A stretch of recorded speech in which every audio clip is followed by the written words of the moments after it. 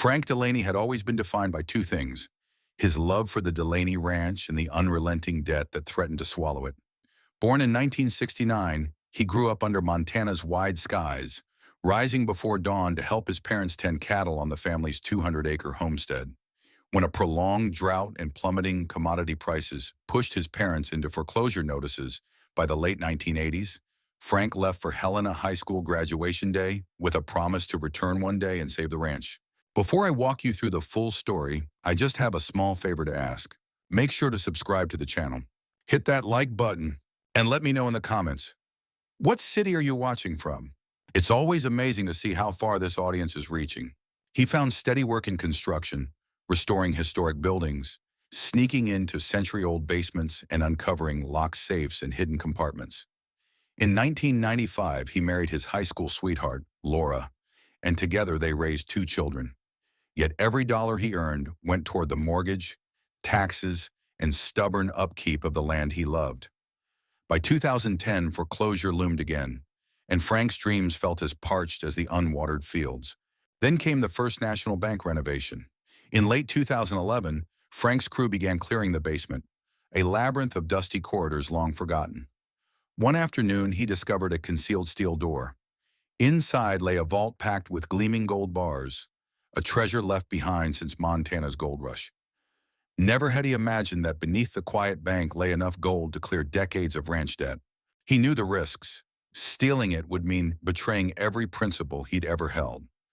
Yet that night, he lay awake, the dull glint of bullion dancing behind his eyelids. He confided only in his two oldest friends, Mike Harris, a fellow laborer drowning in medical bills, and Dave Thompson, a cautious electrician with a hidden secret of his own. Under the harsh diner lights, Frank laid out the plan. Exploit a scheduled power outage to slip in, crack the vault, and cart the bars away before the lights returned. Over the next year, they tested every contour of the bank's basement, fabricated duplicate keys, studied security blind spots, and welded false floors into a rented van. Mike procured a remote surveillance setup, while Dave rigged the bank's electrical panel so that the outage would last just long enough. Everything hinged on perfect timing. On a chilly October evening in 2021, they moved. As the lights dimmed at 7:15 p.m., Frank and Dave, dressed in black, gloves taut, slipped through the back entrance. In whispered clicks, Frank manipulated the vault's antique lock until the door creaked open, revealing stacks of cold, heavy gold. They loaded bar after bar into reinforced duffels, urgency propelling their hands. Outside, the getaway van idled, engine low. But fate intervened. That same night, Mike fell gravely ill, his fever and seizures leaving him unable to monitor police scanners. Dave's car died on the way to join them, his basement flooded by a burst pipe. Still, Frank pressed on with grim resolve, driven by the weight of his family's future. 10 minutes of frenzied labor later, they emerged into the night, van stocked with millions in bullion. By dawn, the thrill of victory curdled in Frank's stomach. He spoke with Mike's wife. Mike lay unconscious in a hospital bed, doctors baffled by his sudden collapse. Dave was delirious with headaches and confusion. Two friends who had helped lift him to this fortune were now lying broken by inexplicable calamity. Superstition and fear whispered that the gold itself was cursed. Haunted by nightmares and guilt, Frank could not enjoy his windfall. The Delaney Ranch was saved, but at what cost? He and Dave agreed in trembling voices to return the bars.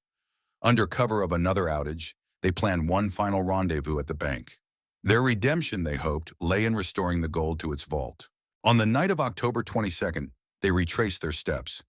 Yet as they lifted the duffels toward the vault door, a beam of flashlight cut through the basement's darkness.